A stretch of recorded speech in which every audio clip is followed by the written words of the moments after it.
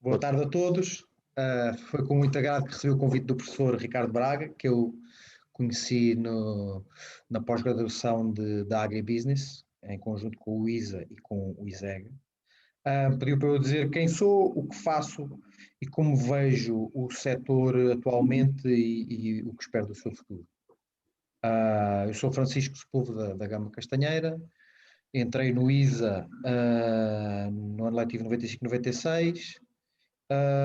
E desde que me conheço, que preciso do campo, da rua, do campo, sempre fui um apaixonado por os documentários de vida selvagem, sempre me fascinou todo o tipo de campo, seja aquilo que se via na televisão das savanas, até à Alzíria rabatejana e ao campo alentejano. E comecei a entrar no mundo agrícola através de histórias do meu avô, e depois dos meus tios, e sempre senti que tinha que trabalhar no campo.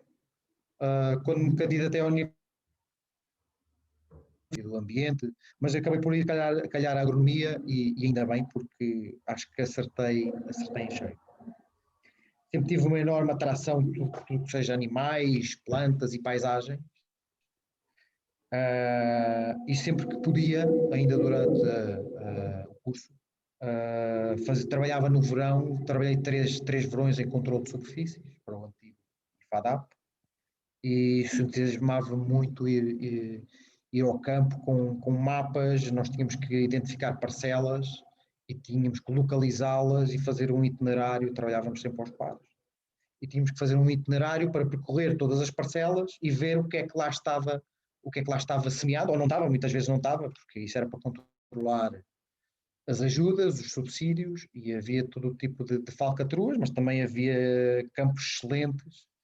E isso deu-me ainda, apesar de eu ser um menino de Cascais, eu fui nascido e criado em Cascais, comecei logo a ter uma biblioteca mental do que era um campo bem cultivado e bem tratado e produtivo, e o que era um campo abandonado só à procura do subsídio, umas sementeiras ralas, sem crescimento. E então assim comecei a criar a minha biblioteca de imagens. Fiz o meu trabalho final de curso em Angola, no CUNEN. Aventurei-me para Angola, convite de uma colega nossa também, que é o pai da Joana Lopes Aleixo, que é a nossa colega, convidou-me para ir para a fazenda Chivema, no sul de Angola. O Savimbi tinha sido morto há 1 ano e meio antes disso, e então eu fui para um lugar do mais ermo que eu já tive neste planeta, e onde só falava uma vez por semana para casa por um telefone de satélite. Se tivesse céu nublado nem conseguia falar. Estive lá 6 meses, fiz o meu trabalho final de curso. Tive que inventar o trabalho todo, porque no regresso para Portugal, no aeroporto de Joanesburgo, roubaram uma mala e roubaram tudo. Fiquei só com a roupa que tinha no corpo. E então, no meu regresso a Portugal, surge outro convite do grupo João Ferreira dos Santos, em Moçambique. Também era meu colega, o Francisco, um descendente do Francisco Ferreira dos Santos. Era meu colega aí do ISA, da agronomia tropical, e convidou-me para ir trabalhar para Moçambique, onde eu estive 2 anos e meio. Eles lá tinham uma data de culturas agrícolas, tinham sisal, gado, caju, chá, que a propósito tem das paisagens agrícolas rurais mais bonitas que eu alguma vez vi. Eu vou mostrar aqui algumas fotografias, que é o que eu dizia que talvez possa entusiasmar, porque são paisagens realmente fantásticas. Não sei se estão a ver as imagens. Agora, sim, estamos. Sim. Eu vou passando aqui algumas imagens que eu acho que foi dos melhores anos da minha vida, foram os anos que eu passei em Moçambique. Então eles tinham também chá, algodão, tabaco. Eu fui contratado para ajudar nas operações de tabaco. E lá a agricultura funcionava em regime de fomento agrícola. O que é o fomento agrícola? Eu liderava uma equipa, eu tinha 5 técnicos, portugueses, brasileiros e moçambicanos, e cada técnico tinha sob a sua alçada vários chefes de campo que andavam de motorizada e, por sua vez, esses chefes de campo tinham vários encarregados que faziam a ponte com os produtores. O fomento é uma pirâmide e no topo da pirâmide existe técnica e capacidade financeira para dar apoio a famílias. Eram 40.000 famílias espalhados por uma área 5 vezes do tamanho de Portugal, então havia uma rede que funcionava, era uma autêntica teia de informação em que nós tínhamos que ensinar e estimular os produtores para produzir. Emprestávamos sementes, cedíamos a crédito sementes, adubos, regadores, enxadas, as coisas mais básicas para eles poderem fazer campos de, principalmente de tabaco e algodão. E depois tínhamos que estimular, ensinando-os a adubar, uma operação tão simples que se chama uma desponta, de maneira que estimulasse as folhas a crescer mais. E depois eles eram obrigados, no fim da campanha, a vender-nos pelo menos a quantidade de tabaco que pagasse o que eles tinham a crédito. E tudo o que eles conseguissem produzir a mais, para além desse valor, era o lucro deles. Então isto era um desafio enorme pelas condições de trabalho, e vocês não imaginam, eu hoje em dia, quando olho para trás, e eu penso, há aqui duas ferramentas de agricultura de precisão, que se eu tivesse naquela altura, davam um jeitão, podiam reduzir imenso o peso da equipa, não é? Aquele encargo que é ter aquela equipa toda, eram centenas de trabalhadores, os tipos das bicicletas, os tipos das motas, carros, tratores, reboques para aqui e para ali. E então, com uma pequena aplicação dessas de NDVI, que se usa hoje em dia qualquer telemóvel numa zona com rede consegue ter, podia-se monitorizar campos que estavam a 2 dias de viagem. Se houvesse drones para poder pulverizar, pudessem rodar, aquilo normalmente eram famílias que estavam em aldeias e todos eles tinham a sua pequena machamba de 3.000 metros quadrados, acho que era a área média. Portanto, um drone de pulverização podia dar para 100 ou 200 produtores. E podia-se, eu imagino que aumentar muito a eficiência da utilização dos adubos. Era o que eles usavam praticamente, era só as sementes e os adubos, era o que eles mais precisavam. Mas depois, como também não queriam contrair crédito, não queriam acumular dívidas, eles estavam sempre a fugir com o rabo à seringa. Era um bocado o jogo do gato e do rato, para eles usarem semente certificada, para usarem os adubos, para usarem na altura certa, para fazerem as operações corretas, para terem a maior quantidade de folhas boas, que eram as mais bem pagas, e depois para terem lucros. Foi uma fase da minha vida fantástica. Adorei viver em Moçambique. Aqui vocês podem ver o produtor médio era isto, era uma pessoa que aparecia com uns fardos ou com umas, eles chamavam de manocas de tabaco, que eram umas folhas enroladas umas nas outras, e apareciam nos mercados onde havia uma classificação do tabaco. Depois eles eram pagos em função dessa qualidade e quantidade. Curiosamente surgiu nessa altura uma coisa para vos chamar um bocado a atenção, a importância que nós, produtores agrícolas e agrónomos, temos no mundo, na sociedade, não é? Nós no fundo alimentamos o mundo inteiro. Eu assisti nesses 2 anos e meio que eu lá tive a uma coisa que se chamou NTRM, que era Non-Tobacco Related Materials. Então, dos Estados Unidos surgiram pedidos de indemnização brutais às tabaqueiras, porque se encontravam provas de haver coisas dentro dos maços e dentro dos cigarros que não eram tabaco. E depois viemos a descobrir, no caso daquela zona de Moçambique onde eu estava, que apareciam dentro dos fardos e no meio das folhas, apareciam penas de galinha, apareciam plástico, que era, eles usavam, vocês estão a ver aqueles sacos de adubo, que têm aqueles plásticos em trança, aquilo é uma trança de plástico, faz o saco de adubo, eles desfiavam aquilo e atavam as folhas para secarem penduradas num pau. E quando era a altura de enfardar as folhas de tabaco, eles arrebanhavam aquilo tudo à bruta e os plásticos iam lá metidos no meio, depois iam parar à fábrica, depois aquilo era cortado em bocadinhos, ia para os maços de tabaco e depois ia parar aos Estados Unidos. E então a sequência de ações e reações e indenizações que se pediram por causa disso, aquilo dava um filme de ação. Também há um bocado, enquanto estava a preparar esta aula, também me lembrei de um escândalo que houve em 2011 com uns pepinos na Alemanha, quer dizer, achava-se que era dos pepinos, um surto de Escherichia coli, que apareceu em pepinos na Alemanha e que matou 150 ou 200 pessoas. E depois, mais tarde, veio-se a provar que não se descobriu a origem, eu acho que não se descobriu a origem, não tenho a certeza, mas veio-se a provar que não era dos pepinos. E, portanto, toda essa situação gerou, se calhar, a ruína de muitas famílias do setor da hortofrutícola ligados aos pepinos.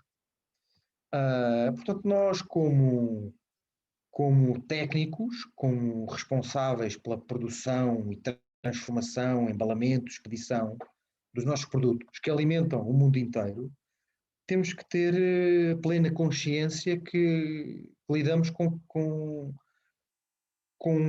às vezes com saúde pública, não é? Neste caso da Escherichia coli, aquele era um caso de saúde pública.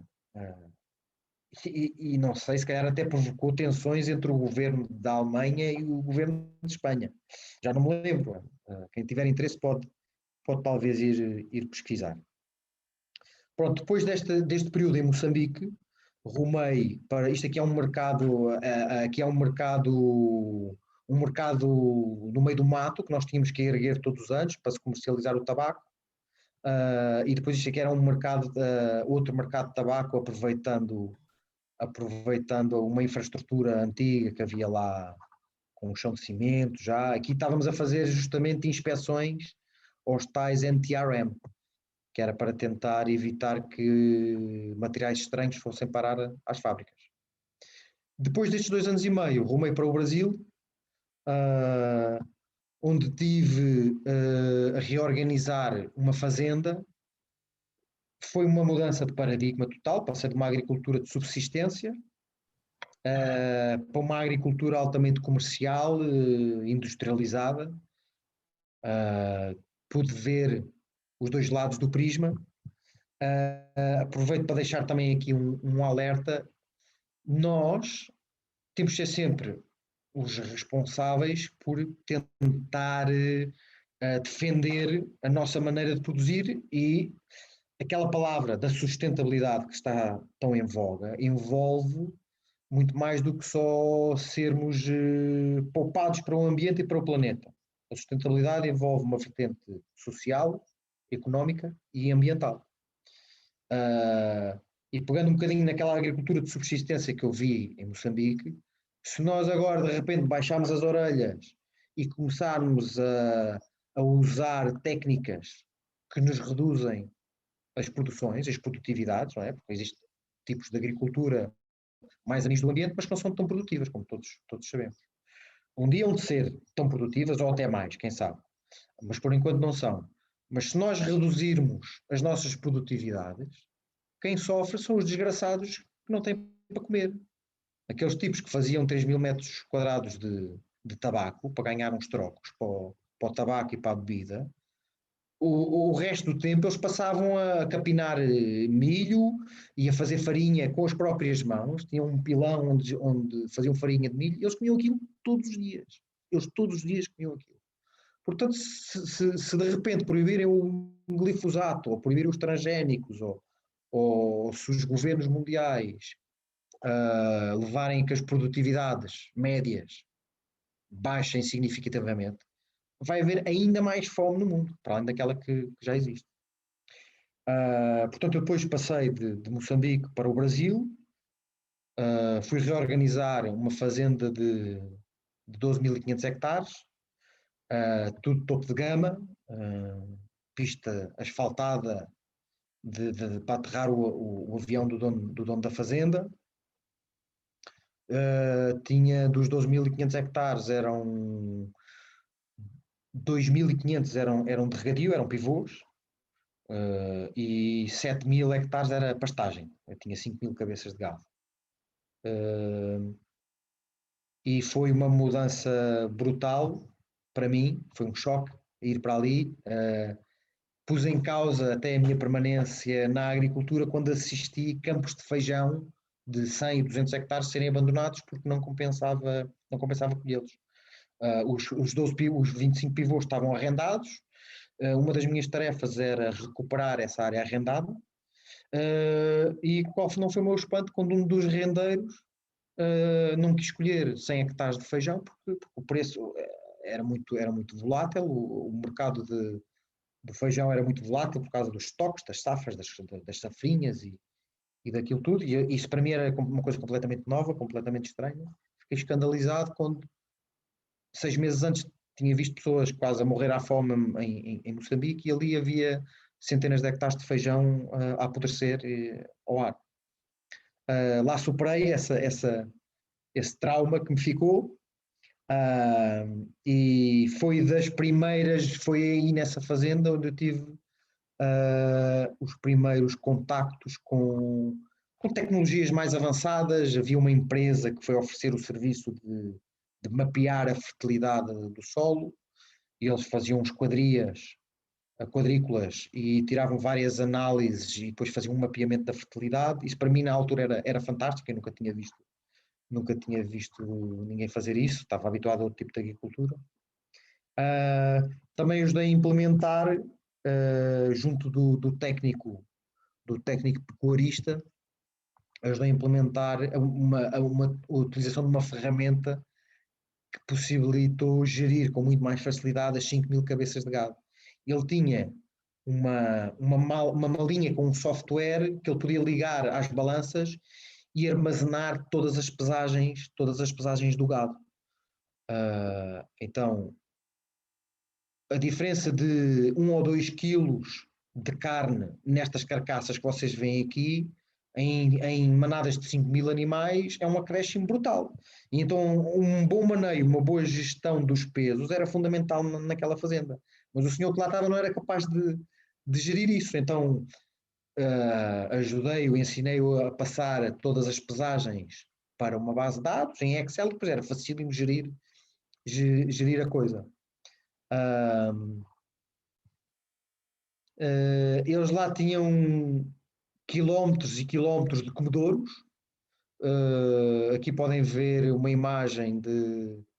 Eles alimentavam este gado com caminhões de 20 toneladas, com um tapete rolante que ia alimentando estes animais todos. Eu cheguei a visitar lá uma fazenda que engordava 115 ou 120 animais por ano. Aquilo é outro mundo. É uma coisa que não tem nada a ver nem com a agricultura de Moçambique, de subsistência, nem com a agricultura portuguesa. Eu felizmente tive a sorte de já ter passado em várias zonas do globo e ver diferentes tipos de agricultura. É uma coisa que eu recomendo vivamente a todos os estudantes de agronomia, é tentarem conhecer o mundo através da agricultura. Acho que dá uma bagagem enorme e para mim, pessoalmente, é muito interessante. Eu sempre gostei de ver como é que se fazem as coisas noutros sítios do planeta. Depois, em 2007, aqui já não tenho mais imagens do passado, vamos lá interromper isto. Depois, em 2007, eu vim para Portugal, quando a zona de Alqueva começou a desenvolver-se. Entrei no projeto Elaia do Grupo Sovena, e a Sovena começou a plantar olivais. Chegou aos 13.000 hectares de olival. Acho que ainda hoje é o maior olivicultor. Quer dizer, agora já não é, porque esse projeto dividiu-se ao meio. Eram 2 sócios, era o Grupo Sovena e a Atitlan, que era um fundo de capital de risco da Mercadona, e já se separaram. E, portanto, eu imagino que as áreas agora cada um tenha cerca de 6.500 hectares. Mas isso só foi possível porque houve uma revolução olivícola que começou no fim do século passado, princípio deste século, até aos anos 70, 50, 60, a olivicultura fazia-se como quase no tempo dos romanos. Quer dizer, não havia tratores naquela altura, mas a forma das copas, o modo de colher a azeitona, o próprio lagar, com lagares de varas e coisas que hoje em dia são absolutamente impensáveis. Na década de 50, se calhar era quase igual ao que era há 2000 anos. Eu tenho daqui um bocadinho aqui um trecho de um documentário para vos mostrar, para tentarem perceber o que era a atmosfera de um lagar dos anos 60.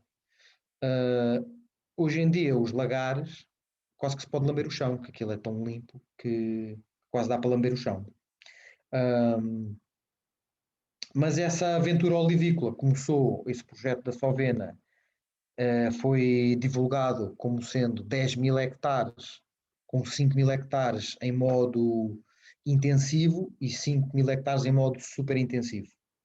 Que hoje em dia já não uso a palavra super intensivo porque a comunicação, a nossa comunicação, como em todos os outros setores, é fundamental, porque estamos sujeitos ao escrutínio de toda uma população, grande parte é urbana, não é? Portanto, não põe os pés na terra e não sabe, muitas não sabem o que é que se faz e do que é que se fala.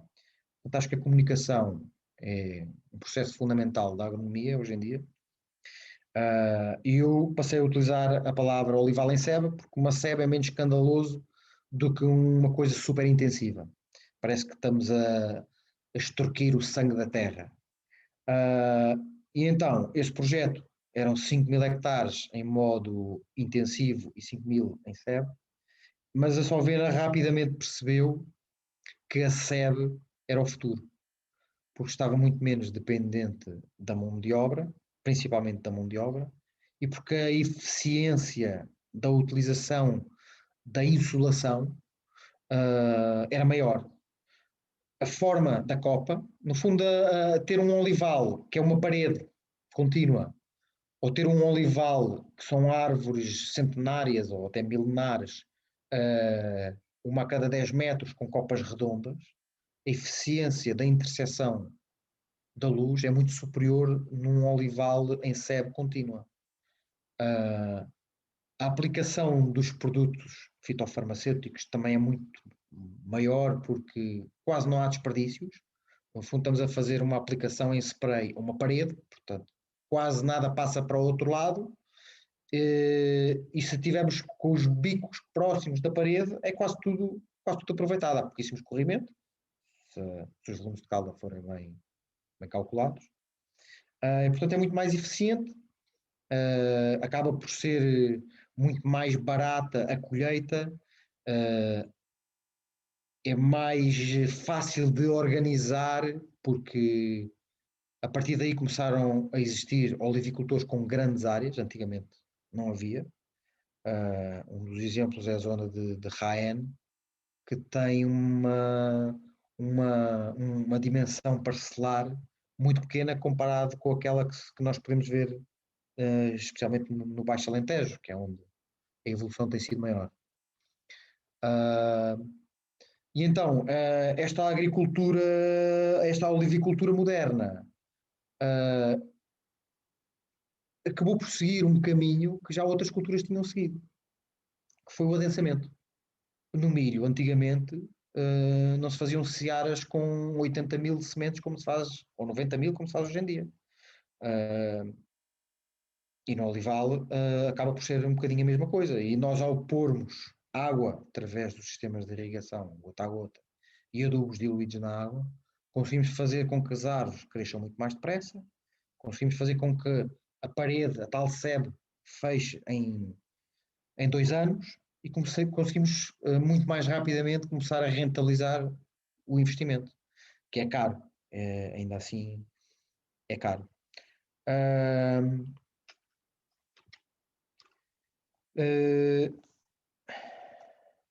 Eu vou mostrar aqui agora um filme desses.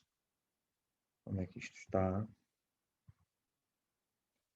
De um lagar, antigamente, para vocês tentarem perceber o que é que era para verem um bocadinho a evolução. Eu tinha 2 anos quando acho que há aqui uma filmagem que é de 1979, que tinha 2 anos nessa altura. Quer dizer, a evolução foi brutal nos últimos 40 anos.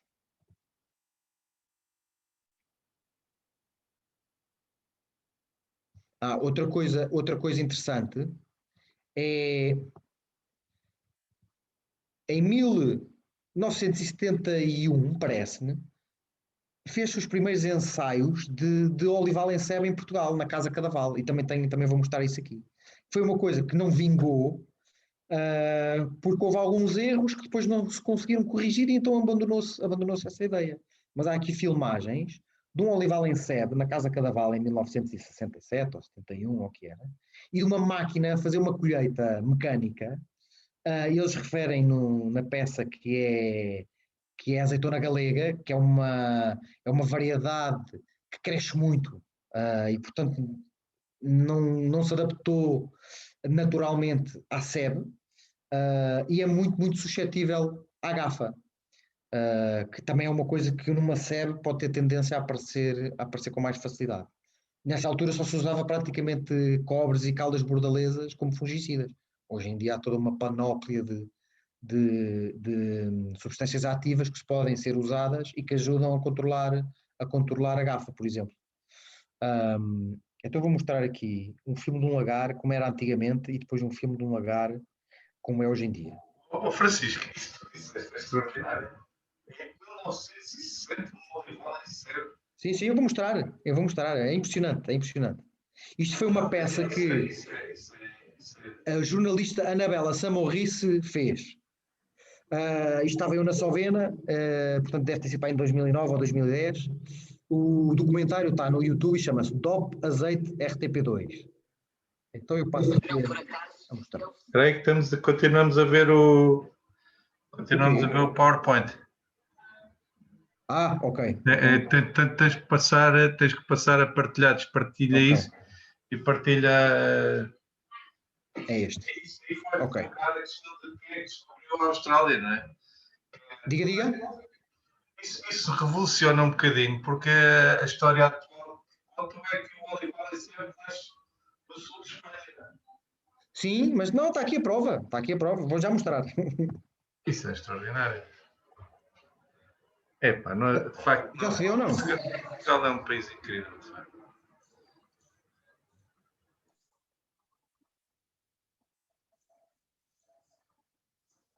facto. Isso tem som, Francisco? Tem. É que estás com o mesmo problema que eu costumo ter, é quando partilhas, tens lá as opções de. Eu também costumo ter isso, também costumo ter esse problema. Tens que pôr lá para partilhar. Como é que é? Ajudem-me lá a opção qual era.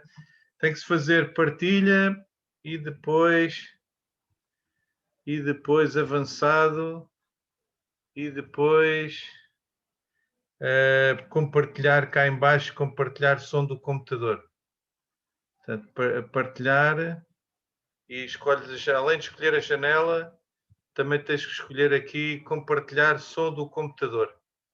Clicar na parte de baixo, senão ele não passa o som para este lado. Então, só ver se eu consigo. Tens que andar para trás e despartilhar. Stop share, ok. Agora, share screen. Mas é no share screen, não é? É no share screen. Escolhes o ecrã e depois cá em baixo tens compartilhar som do computador.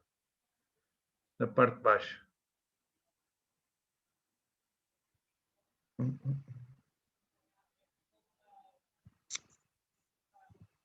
As saves. E agora temos de estar parado ainda. Vamos ver se isto já dá. Já dá? Já dá? Não. Já, parece que já ouvi aí som já.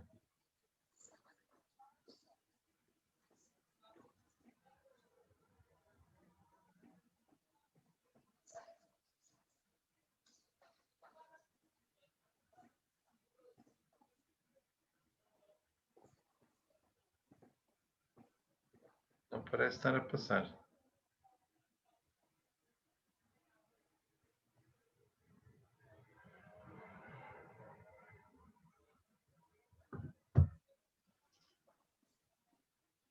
Sou eu que não estou a ouvir. Eu não sei. Não, eu também não. Só se vê. Aí um Ouve-se ou não? Não, não. Parece que Caramba. só estamos a ver. Não, isto aqui logo desde o início estão a narrar. Ok, ok. Pá, mas isso era mesmo importante. E estás com fone? Não estás com fones, para não? É mesmo o som do computador. E clicaste lá em baixo no partilhar som. Tem aqui, compartilhar som do computador.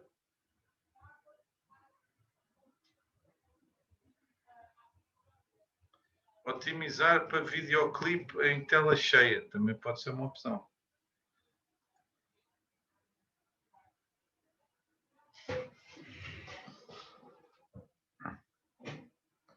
Se quiseres também podes tentar partilhar aí o link para o vídeo. Isso parece ser uma coisa da RTP2, está online, não é? Agora estás com o micro desligado. É porque estás com o micro desligado. Será isso?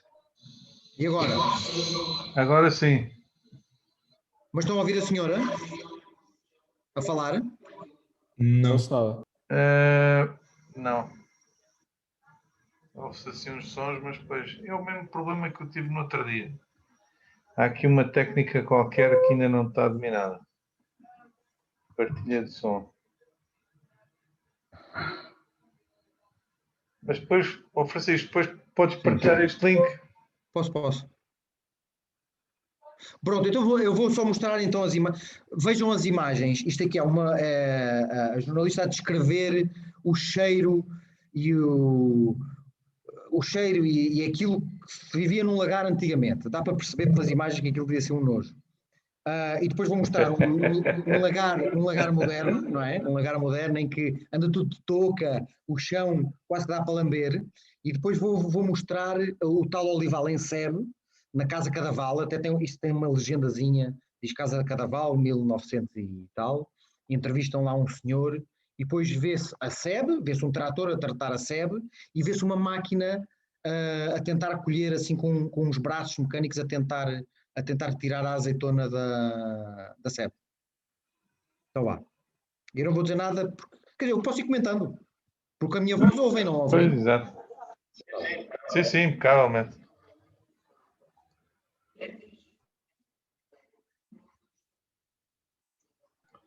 O ambiente é assim um bocadinho medieval, não é? Dá assim a ideia de... É.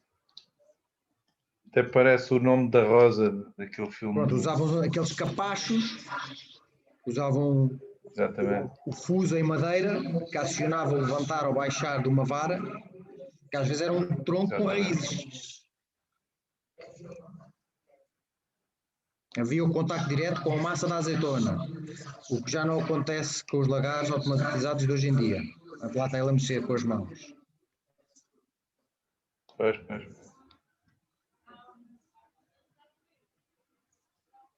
E as massas são aquecidas? Exatamente. Lá se há a qualidade toda, não é?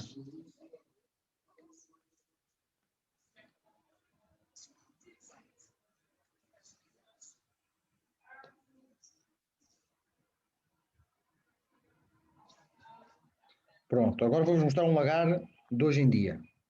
Por acaso é o lagar da Salvena, não é... Que tem as portas abertas ao público e vale a pena ir ver. Quer dizer, agora com a pandemia este ano eles não receberam lá visitas nenhumas.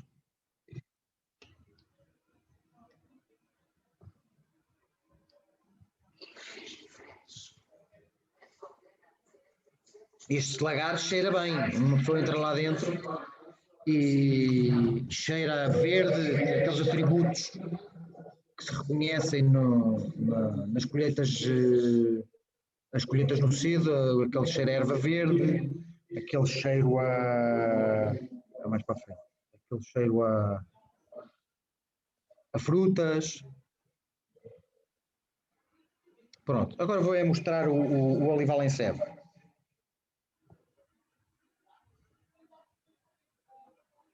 Epá, isso é que é uma grande descoberta. Isso devias escrever um artigo sobre isto, pá. Diga. Isto acho que não. Eu acho que devias escrever um artigo a falar sobre isto, porque Eu já pensei em publicar isto várias vezes, mas nunca me ocorreu. não é comum, pá. Este não é conhecimento geral. Isto era uma máquina que apanhava azeitonas do chão. Ok. Portanto, era varejada a árvore e depois era.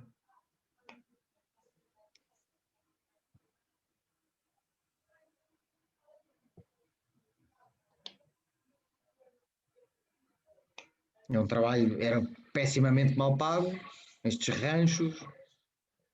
As pessoas nesta altura não tinham condições nenhumas.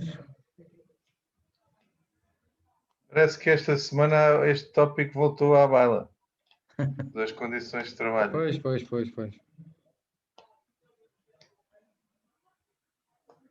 Lá vem Estes outra sacos, vez. hoje em dia, isto é impensável usar isto, não é?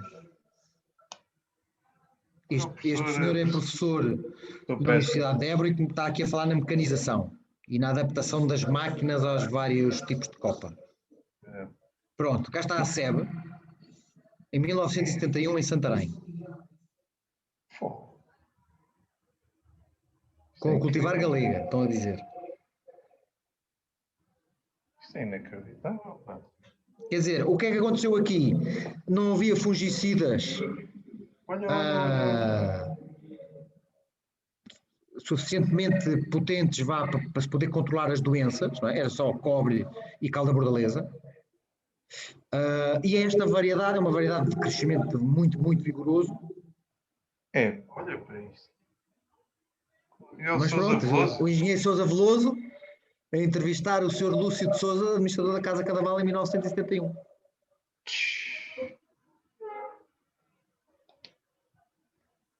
que é que aconteceu? Isto foi um processo de avanços e recuos. Aqui deu-se um passo, mas não se conseguiu consolidar esse passo, então voltou-se atrás. Exatamente. Mas a questão é que para a história está a ficar que a origem, a invenção é espanhola. A gente vai desmistificar isso, a gente está a desmistificar isso. Vou já começar a trabalhar no assunto. Tem que ser, pá.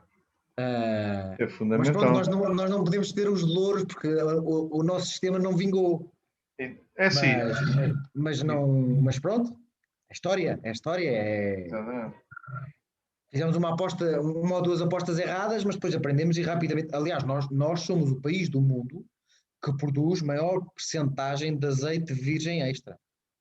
Porque o investimento na olivicultura moderna foi tão intenso, foi tão forte, que rapidamente essas produções modernas e os lagares modernos suplantaram aquela cultura tradicional, porque nós em 2012 ou 13 igualámos o recorde de produção de azeite que vinha para aí da década de 50. Havia milhares de hectares de olivais tradicionais, mas foram sendo abandonados. E pronto, e depois nós recuperamos as nossas produtividades, mas com uma qualidade absolutamente incrível. Para mim, o que está a falhar neste momento é a diversificação varietal. Porque nós importamos estas variedades altamente produtivas, que dão boa, todas as variedades dão azeite bom. Se forem as azeitonas bem cuidadas, bem colhidas e bem trabalhadas no lagar. E depois o azeite bem armazenado até chegar ao consumidor final. O que é que acontece? Cada variedade, num microclima específico, num solo específico, dá uma apreciação organolética diferente. E o que é que se está a fazer? Está-se a massificar as plantações de 3 ou 4 variedades e qualquer dia a plurivariedade dos azeites começa-se a perder para 3 ou 4 variedades que são hiperprodutivas, não é? Claro, os olivicultores, os primeiros a entrar nesta situação, arriscaram, não é? E eles não podiam perder, não podiam investir 8 ou 10 mil euros por hectare e depois ficar a perder dinheiro. É verdade que essas variedades são mais produtivas, está provado que dão mais azeite, mais quilos de azeite por hectare, mas pode ser que se o mercado funcionar, outros tipos de azeite possam ser pagos um bocadinho melhor, mesmo que haja um bocadinho menos de quilos por hectare de azeite, pode ser que compense a sua valorização. Eu, no meu olival que plantei agora, dediquei 10% da área a outras variedades que não estas que têm sido massivamente plantadas. Professor, como é que estamos de tempo? É até às 4h15? Estamos no fim, não é? Eu acho que também... mas podes continuar mais 10 minutinhos. Está bem. É assim, eu hoje, nós aí, a maior parte das vezes, depois entusiasmamos-nos e esticamos-nos além das 4h45. Mas eu hoje, por acaso, tenho uma reunião às 5, mas tens mais 10 minutinhos. Está a ser super interessante, pá. Eu hoje já nem vou dormir bem. A pensar, com esta coisa o que é que eu vejo? Pronto, também estava aqui a faltar aquela última coisa que o professor me pediu, que foi como é que eu vejo o setor atualmente e o seu futuro. Eu acho que, exatamente, agora pegando naquilo naquele mundo da agricultura de precisão, no qual eu me comecei a meter com a sua ajuda, no mestrado, lá na pós-graduação do agribusiness, eu vejo, é assim, falando agora da olivicultura, não posso falar de outras culturas, porque não conheço, mas a olivicultura, nos últimos 40 anos, deu um passo de gigante e está já a conquistar mercado. Tem a sorte de ser um produto que é uma gordura super saudável,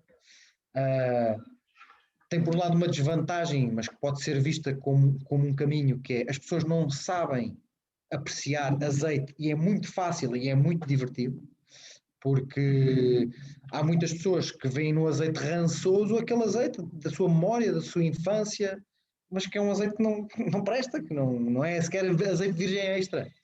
Portanto, aprender a apreciar um azeite é fácil, é divertido, é saboroso e faz bem à saúde.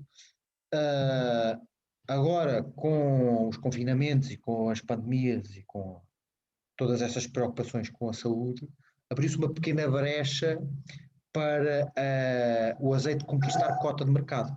Só cerca de 2 a 3% de todas as gorduras consumidas no mundo é que é azeite.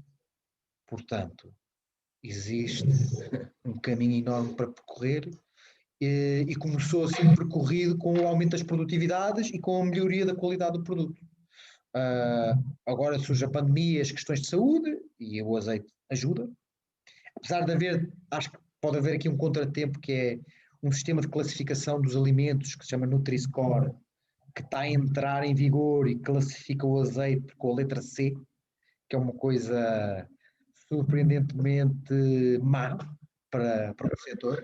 Eu acho que ia ficar de fora, aceita? Diga? Não, a última notícia que eu ouvi disso, acho que afinal ia ficar de fora. Pronto, acho que é preferível isso, porque acho que a Fanta tem B, e o Choca-Pic tem B e o azeite tem C. Exatamente. Quando o azeite está provado que se comer uma colherada de azeite, aquilo é anti-inflamatório, não é? O azeite é usado desde o tempo dos gregos e dos romanos em inúmeras aplicações, desde lamparinas, não é? Para acender, para iluminar as casas, porque daí é que veio o tempo do azeite lampante, que era o mau, que era o pior, para cuidados de medicina e para alimentação. Existe um caminho enorme para percorrer na produtividade, na agricultura de precisão, nas variedades,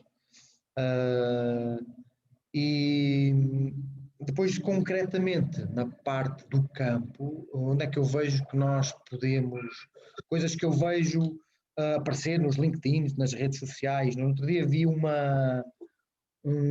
projeto de polinização através de, como é que se chama, aquelas bolhas de sabão. Eu também pus aqui um filmezinho que mostra isso. Ainda estou a partilhar o ecrã, não estou? Ainda estou a partilhar o ecrã?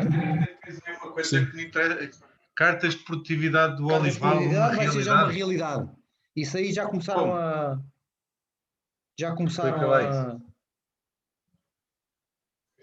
Fico curioso. A aparecer máquinas de colheita com as cartas de produtividade. Quer dizer, Mas em quais? Na Contegão, máquinas Contegão? Sim, sim, aquilo pesa o tegão e vai por diferencial entre os metros andados e o peso acumulado, aquilo vai tirando pesos. Mas em andamento? Em andamento, sim, em andamento. Mas já viste isso a funcionar? Ainda não vi a funcionar, mas deve estar mesmo para breve. Eu sei que já há, mas ainda não vi a funcionar. Isso aí é o santo grau. Pá. Claro, isso aí é. Lá está, é informação que é preciso. Para mim. Francisco, mas isso que sabes que está para acontecer é da onde? É de que alguma das marcas ou é independente? Acho que é a New Holland que está, não sei se trabalha com alguma empresa de balanças, mas as máquinas da New Holland é que vão começar a ter isto. Não estarás a confundir isso com que a New Holland fez uma parceria com uma empresa italiana para fazer passagem estática nas cabeceiras. Não estarás a... É possível. Como eu nunca vi a funcionar, não tenho certeza se é uma situação ou se é outra. João Palmar é que fala muito disso, mas é só linha a linha, ainda não é contínuo. Pois, mas já é uma ajuda. É, claro que sim. Claro que sim. A robótica no combate às infestantes também começa a ser uma realidade, não digo no setor das culturas perenes, não é? Porque as árvores se calhar acabam por ser obstáculos, mas pronto, existe uma data de máquinas já, desde a utilização de fogo, a raios elétricos, a pequenas micro-alfaias que fazem tipo sachar, isto que se vê na imagem, mas feito com uma maquineta que Espera que Francisco, estás a partilhar, quando passas para os vídeos, tens que partilhar o PowerPoint e é como uma bocadinho. Diga. Quando clicas no link, aí do teu computador ele salta para o YouTube, não é? Mas para nós, estamos a ver o PowerPoint, como há bocadinho. Está bem. Tens que partilhar o PowerPoint e voltar a partilhar. Ok. Então acho que é. Qual é que é?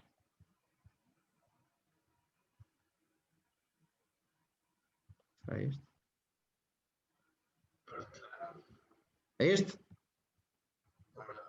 Estás a ver o World Economic Forum. Exato. Cá está ele. Um laser.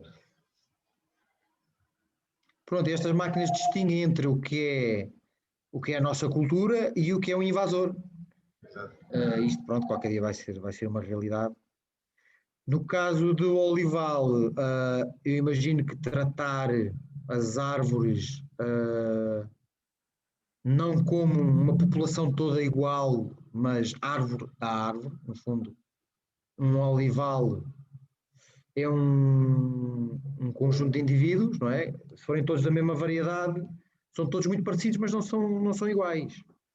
Por exemplo, tentar comparar isto um bocadinho aos seres humanos, para se compreender. Os europeus são diferentes dos africanos. São duas variedades diferentes. Se pusermos os europeus todos a fazer uma maratona, não chegam todos ao mesmo tempo, não é? Chegam primeiro, outros chegam depois. E num olival é um bocadinho isso. Há árvores que produzem mais e há árvores que produzem menos. E as árvores que produzem menos que precisam de um suplemento, de um tratamento um bocadinho diferente. Eu imagino que num futuro próximo poderá haver gotejadores inteligentes que nós passando a informação àquele gotejador naquela linha, consoante a informação que recolhemos da oliveira carregada por aquele gotejador, podemos dar mais ou menos água.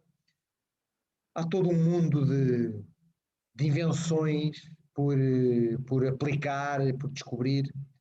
Veja-se o caso do olival em sebo, que foi inventado, se calhar, por nós em 1971, mas depois aquilo não vingou. Mas que hoje em dia, eu acho que não se plantam olivais sem ser olivais em sebo.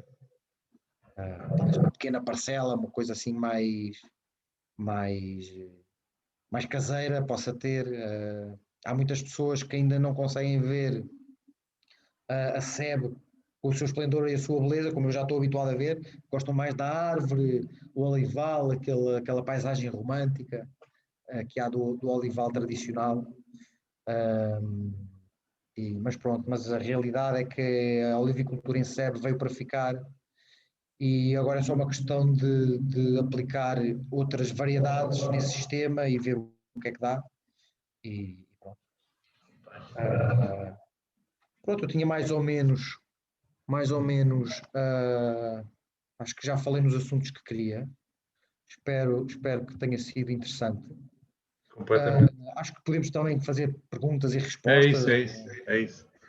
Não, foi extraordinário. Francisco, eu acho que tu tens aqui um dom, pá. A sério, eu acho que sim. Tens aqui um dom, pá, Mas olha, acredito numa coisa. Eu vou usar uma palavra. Diz? Eu antes de Moçambique, eu era um zero à esquerda a falar. Mas é que eu atrapalhava-me todo, ficava nervoso, tinha Claro. medo das câmaras, mas eu lá comecei a falar para plateias de aldeias inteiras, mas eles não entendiam uma palavra do que eu dizia, eu tinha que ter um tradutor. Sim, Então sim. eu falava e comecei-me a sentir mais à vontade, Claro. mais à vontade. Isso é um processo, alguns tenho a certeza que há pessoas que nascem com isto e outras têm que aprender, não é? Têm exatamente. que lutar contra os seus medos. Alguns dos alunos que aqui estão também sentiram isso, não é? Alguma timidez, mas isso é daquelas coisas que depois a vida se encarrega de tomar conta disso, não é? Claro. Não, mas acho que independentemente disso tens um dom de contar histórias, não é? Que é Bom, espero que tenha cativado os alunos, espero que tenham perguntas. Exatamente. Eu gostei muito de te ouvir, fiquei aqui com este nervoso miudinho para te instigar nem que seja. Eu posso partilhar aqui, se calhar, o link aqui já no Foi chat. aí no bate-papo, sim. Oh, Nem que seja no Agroportal, a escrever um artigo sobre isto, no fundo, para criar aí uma onda, não é? Para nós reclamarmos, que é muito interessante. Olha, eu comecei também que aqui os alunos levam sempre aqui um bocadinho para arrancar umas perguntas. Eu iria aqui fazer-te uma pergunta. Tenho aqui dois comentários e duas perguntas. E os comentários o primeiro era interessante, foi interessante. Portanto, tu és como disseste, és um menino da linha, não é? Sou menino de Cascais, eu fui nascido e criado em Cascais, mas quando saí de lá nunca mais voltei. Exatamente, nem sequer és um menino da cidade, és um menino da linha, com as conotações às vezes que se põem nisso, e que ainda assim foste estudar agronomia por alguma ideia de infância, e isso não te impediu, não é, de hoje seres um conceituado consultor e um conceituado técnico na tua área profissional. Isso é muito interessante. Porquê? Porque eu fiz aqui um inquérito no início aos alunos desta unidade curricular e a maioria assumiu-se como tendo ligação ao rural, mas 40% não. E isso em si mesmo não é mau nem é bom. É o que é. Não é mau nem é bom, é o que é. Está bem? E pronto, isso foi muito interessante teres feito esse ponto e obrigado por isso. E a outra questão, o documentário é de facto a experiência africana e internacional, não é? No Brasil e tudo isso, que no início da carreira é espetacular, não é? Porque Foi muito enriquecedor. A pessoa ainda está ali a tentar criar os seus eixos e tal, e no fundo vai ver logo coisas completamente diferentes, e tu, no teu caso, passaste da agricultura de subsistência para uma agricultura mais virada para o mercado, e portanto foste aí do 0 ao 100, é muito interessante isso, e pronto, e deu-se se calhar logo ali uma base muito interessante para relativizar as coisas, não é? Que às vezes eu levei um soco no estômago quando vi aquele feijão todo a apodrecer. Exatamente. E havia pessoas que eu conhecia, quer dizer, aquilo no fundo acabava por ser uma grande família da TML, de Tabacos de Moçambique Limitada, em que nós tomávamos conta dos produtores, não é? Nós queríamos que eles tivessem boas colheitas para ter um bocadinho mais de dinheiro para comprar aquela camisa ou para comprar, estavam os telemóveis a começar a aparecer. Eu lembro que havia rede num raio de 5 km à volta das principais cidades. E depois eu andava horas e horas e horas de carro em terra batida e não havia rede. Cheguei a ter que dormir numa picada por uma avaria de um carro, ter que dormir, esperar que no dia seguinte passasse um carro para pedir ajuda. Dormir na beira da estrada. É extraordinário. Mas eu ia dizer que essa experiência, no fundo, o ganhar a amplitude, não é? Nas abordagens, isso depois, na tua vida profissional, e no fundo, quem acaba por ter essa experiência, um bocadinho ganhar mundo, não é? Como se costuma dizer, que depois nos ajuda a relativizar tudo, inclusive é o que vemos cá, não é? E eu acho que às vezes a nossa agronomia, às vezes não, acho que é muito ainda focada, nem na Europa, é focada muito em Portugal e, portanto, faz-nos bem, faz-nos bem. Eu fiz o mestrado das tropicais lá no ISA, na altura, e depois também fui um bocadinho para fora e acho que isso é muito interessante. De maneira que para os alunos, para os que acho que para os que querem ter esta visão de campo e tal, vê-se muita coisa diferente e depois isso tem impacto importante. Olha, uma pergunta. Falaste aí num aspecto que é essencial, portanto, que é o mundo estar a acordar para a gordura de qualidade que o azeite é, mas depois tem outro problema, que é aquela questão que se fala muito, que se os chineses aumentarem de 1% o consumo, lá vais tu comprar o azeite à farmácia. E isto liga com uma outra pergunta que eu te queria colocar, que é esta. Alargamento, portanto, o olival é uma cultura, por definição, mediterrânica, não é? Porventura, a cultura que melhor define o Mediterrâneo. Nós falámos isso, estivemos lá no Olival do Isa na semana passada, ou na outra. E a minha pergunta era a tua experiência do alargamento das áreas de cultivo, não é? Já se produz no Brasil, já se produz noutros países não tradicionais. Como é que tu vês isso e o que é que está a acontecer nesse domínio? A minha experiência e as observações que eu tenho feito, eu já tive a oportunidade de ver, de estar em olivais na zona de Mendoza, na Argentina. Na Argentina, sim. Onde há olivais aos milhares de hectares. Tenho um cliente no Azerbaijão, ao lado do Mar Cáspio, quase colado com o Mar Cáspio. Ainda não sabemos quais vão ser os rendimentos que vai dar aquele olival, que é o fator decisivo para a rentabilidade e para a sustentabilidade do projeto. Mas eu acho que pode ser um bocadinho além do clima mediterrâneo, sabendo bem a técnica olivícola. Não se pode ir para os trópicos. Os trópicos não, porque há exigências mínimas de horas de frio, que nos trópicos não existem, mas pode ser um bocadinho além do clima mediterrâneo. E o que eu acho é que o olival atual instalado tem muito para ser modernizado e para se aumentar as produtividades do olival existente. Ele tem que ser um bocadinho reconvertido, vamos ver em que moldes. Eu não sei se... No fundo, acho que o olival, na zona de Jaén, que é a zona mais poderosa olivícola do mundo, tem-se aguentado um bocado pelas flutuações do mercado, porque de vez em quando vem um ano bom e eles enchem a barriga de misérias. Mas se o preço estabilizar naquele nível em que está confortável para o olivicultor, bem serve, mas que não é sustentável para o olivicultor do olival tradicional, eles vão acabar. Não é?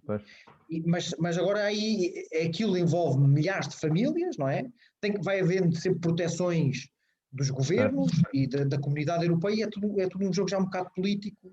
Mas também me parece que aí há outro fator à equação, que é a questão tal como o vinho, as comparações às vezes costuma-se dizer que o olival é a nova vinha, mas eu acho que essas comparações às vezes são complexas, porque os produtos são bastante distintos, mas Mas só viste, por exemplo, o Francisco Pavão, não é? Lá de cima Sim. da Apitade, ele defende muito a diferenciação, não é? Portanto, o azeite que tu produzes com o super intensivo, não é? Com as tais variedades, algumas gregas, espanholas e o Sim. diabo a sete, é um target de gama, não é? É um posicionamento na Mas tem gama uma e depois... justificação também, que é o quê? Os mercados onde emerge muito o consumo de azeite, nomeadamente os Estados Unidos, o Brasil, não têm tradição que nós temos aqui Isso mesmo. no Mediterrâneo. Portanto, para eles, um azeite de arbequina ou um azeite de cobrançosa, para eles é o mais barato. Eles não sabem ainda apreciar, e esses mercados emergentes estavam a pedir azeites suaves, não é? Esse azeite de arbequina é um azeite bastante suave. Eles Claro. não têm o paladar treinado ou preparado para coisas que nós aqui estamos muito mais à vontade. Mas mesmo Mas cá, não é? o que eu acho é que todas as variedades, pode-se produzir azeite virgem extra em sebe. Se calhar não nas quantidades da arbequina e da arbusana e da coronequi, mas em quantidades menores. O que nós temos que fazer é o quê? A comparação entre um olival moderno de Cordovil, por exemplo, e um olival tradicional de Cordovil. Não podemos comparar o olival moderno de Cordovil com o olival moderno de arbusana. E é aí um bocadinho que eu estou agora a incidir no meu olival, já por mãos à obra, e tenho ali 4 ou 5 variedades. Tenho a azeiteira, que dá-se muito aqui na zona de Campo Maior. Eu agora estou a viver em Campo Maior. Mudei da cidade para o campo. E até inclusivamente há ensaios com colheita mecânica, com as New Holland, de azeiteira. Com sucesso. Quer dizer, isso aí, a conta de cultura melhora substancialmente. Claro, Mas é uma diferença brutal. Uhum. Mas olha, a propósito disso que disseste que não há olival nos trópicos, nas franjas dos trópicos já há, não é? No Brasil, No Brasil sei que já tem olival, já ganhou prémios. No Brasil já há prémios do Mário Salinas. Portanto... Muito bem. Olha, eu depois tinha aqui outra pergunta, mas ia então agora deixar aqui os alunos fazerem as questões que acharem bem. Força, não tenham medo, cheguem-se à frente.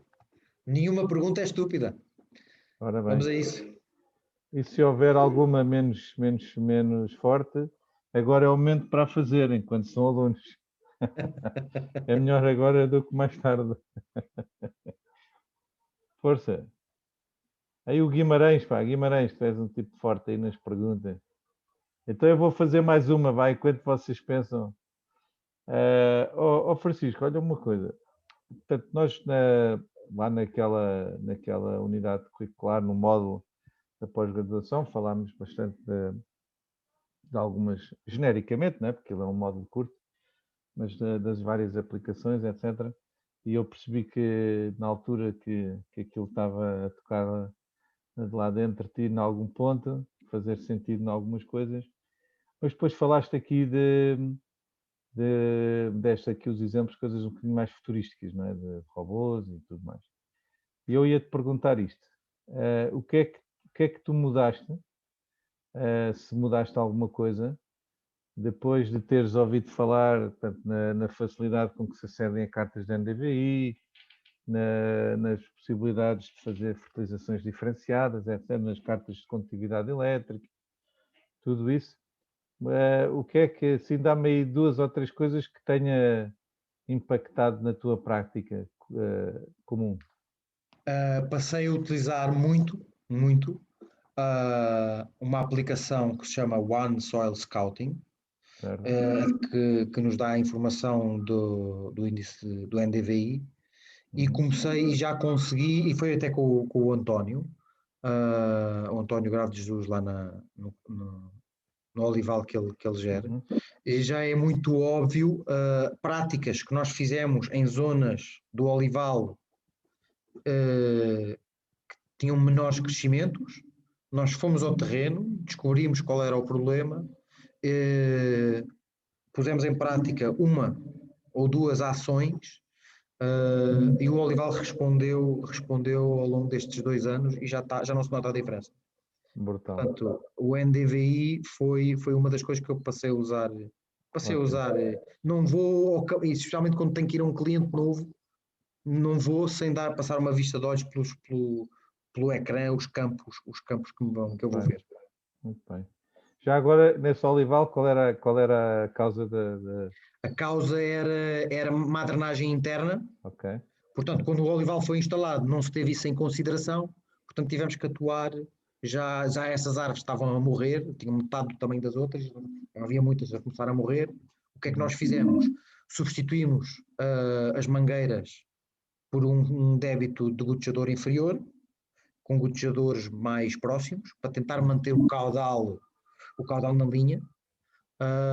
E podámos as árvores e fizemos uma ripagem perto da raiz para ajudar as árvores a respirar, as raízes, e deixámos a rega fechada ali os primeiros 2 meses, que é para elas poderem reagir a esses estímulos. E depois, no fundo, o que é que nós fizemos? Fizemos a coisa de maneira que, quando se abria a torneira da rega dessa parcela, essas árvores não sofressem com excesso de água, e as outras, se nós tivéssemos que fechar a torneira, as outras não sofressem com falta de água. Portanto, rega diferenciada. Uma rega diferenciada, mas pronto, quer dizer, a precisão foi atuar naquelas linhas que precisavam de uma atuação. Muito bem. Ok. Então vá. Perguntinhas aí do... Já estamos no final do semestre, para a semana é a última semana. Eles já estão com cheios, devem estar... Vocês estão com trabalhos para entregar, é isso? Com testes? Não? Estamos apertados. Já estão um bocadinho apertados, não é? A audiência está aqui a baixar. Mas eu por acaso tenho uma dúvida. Força! Então vá. Eu por acaso... Liga a câmara. Ok. A câmara. Espera só um bocadinho. Tu costumas ligar a câmara? Hoje...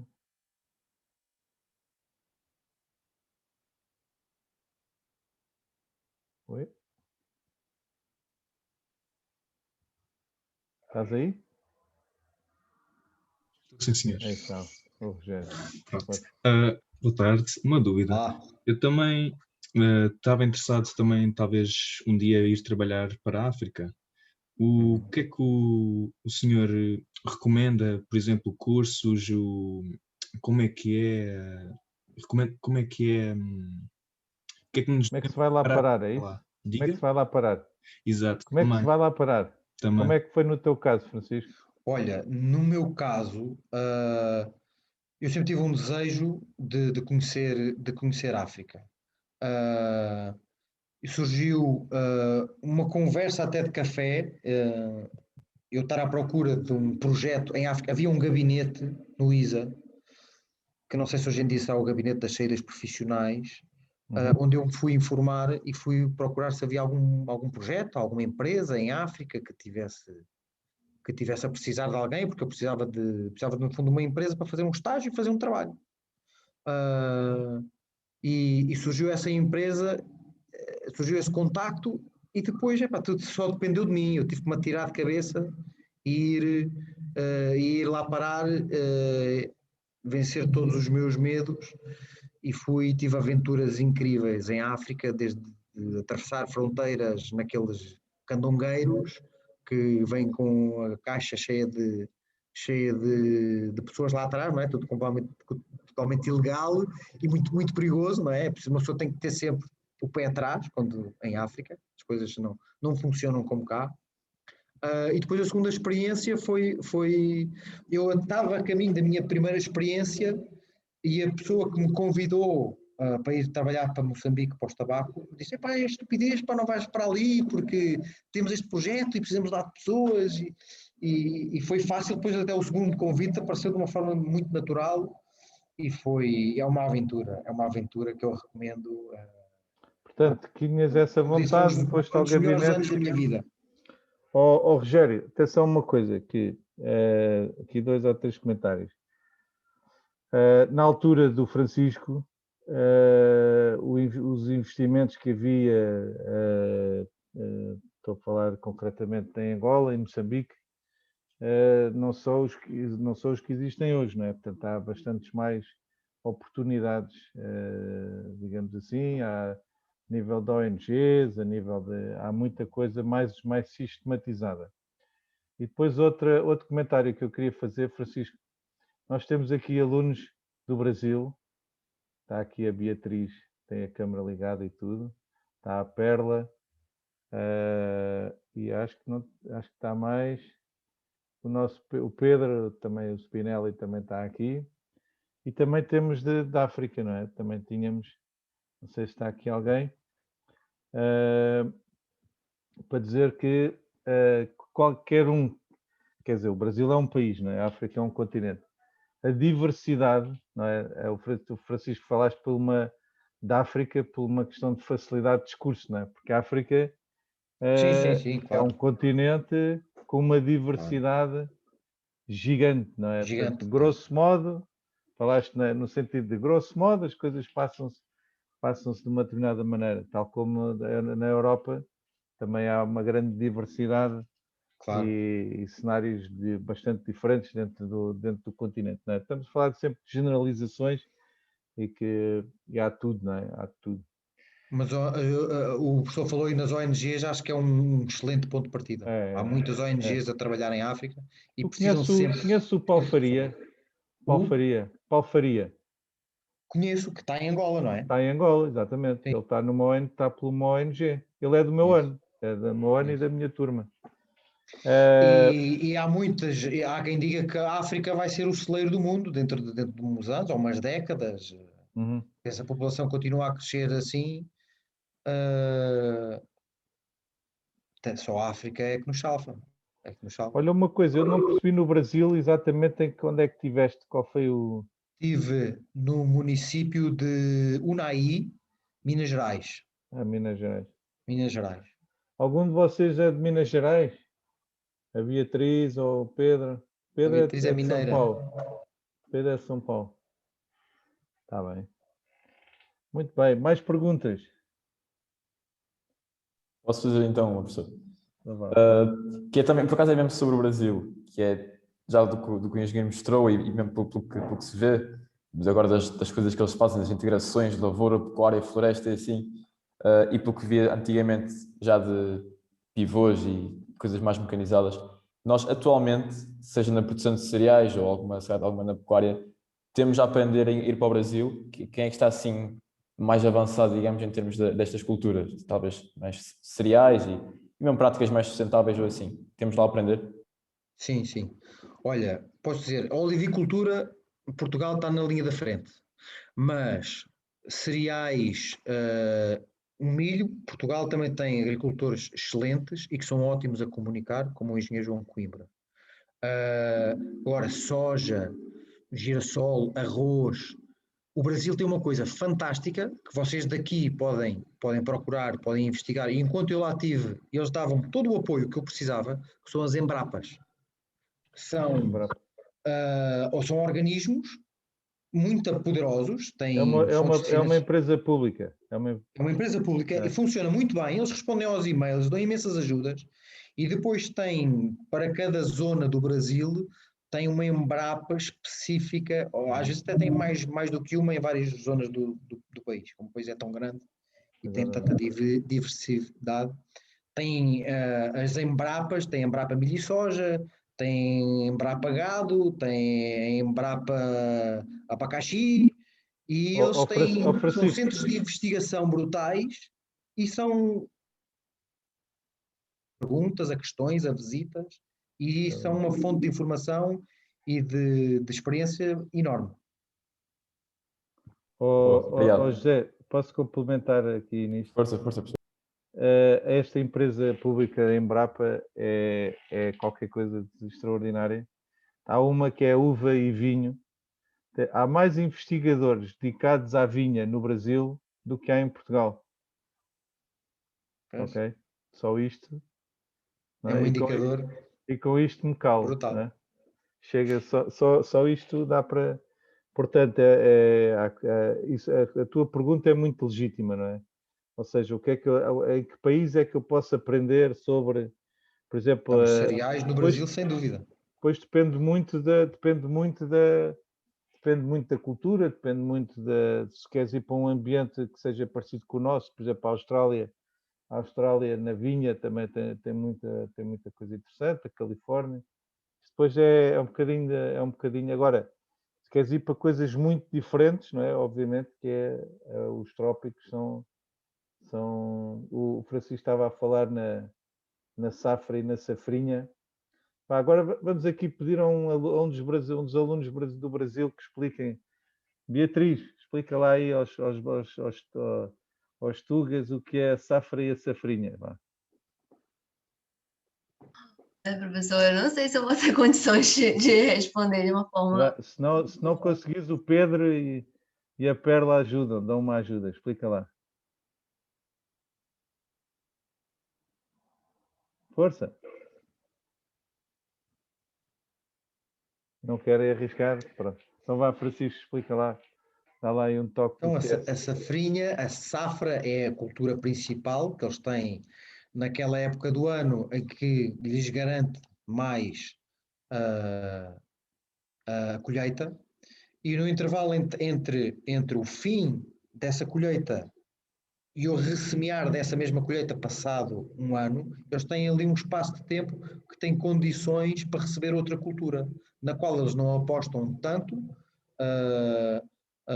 mas que lhes traz rendimento, que lhes permite ter o campo limpo de infestantes e que, se correr bem, é outra fonte de receita. E eles têm ali várias culturas que eles conseguem. Estou a falar dos grandes campos, aquelas fazendas que têm 50 e 80 mil hectares, e às vezes nem conseguem fazer o campo inteiro da safrinha. Aquilo que a janela temporal lhes permite fazer, fazem um milho safrinha, depois eles chamam-lhe o milho safrinha e têm assim uns nomes engraçados. Porque tipicamente produz menos. Isto agronomicamente chama-se o double cropping, não é? Que é porque não tem menos limitação de temperaturas, não é como no nosso clima, que nós para fazer double cropping temos que mudar de cultura, não é? Fazemos, por exemplo, milho e depois no inverno fazemos um azeveim, que é menos exigente termicamente. E eles lá conseguem, como tem um ciclo mais longo, porque tem menores limitações térmicas, fazem a mesma cultura, acaba uma e fazem a outra a seguir, e portanto o rendimento ao hectare é a soma das duas. E como a segunda é um ciclo mais curto, fica com o diminutivo inha, não é? Fica a safra e a safrinha. Basicamente é isso. Muito bem, olha, está aqui a bater as 5. Agora estava-me a lembrar, já estamos a acabar o semestre, mas eu tenho lá colegas professores no Brasil e até tinha sido engraçado convidar um colega lá para falarmos aqui da agricultura do Brasil, era interessante. Mas pronto, vamos ver. Já para a semana já acaba isto. Ok, olha, Francisco, fantástico. Agradeço-te imenso. Obrigado, professor. Isto quer dizer que te vou chatear mais vezes, seja online, seja presencial. Acho que foste um bom contador de histórias, que é uma coisa muito importante para quem dá aulas. E olha, fiquei com essa agora. Eu vou agora aqui ver o vídeo. Isso é muito importante. Tem uma importância estratégica. É muito giro o documentário. Foi a Anabela Samoris que fez. É de 50 minutos e é muito giro este documentário. Vale a pena. Para quem, muito bem. Gosta, quem quer ter um bocadinho de noção o que é que foi esta evolução olivícola, está bem contado. Ok. Então vá. Grande abraço. Adeus, professor. Obrigado pelo convite. Espero que os alunos tenham gostado e que se entusiasmem. Então vá. Nós temos que alimentar o mundo. Lembrem-se disso. É isso mesmo. Adeus. Obrigado. Foi ótimo. Um abraço. Adeus. Obrigado. Boa tarde. Adeus. Vou aqui parar a gravação.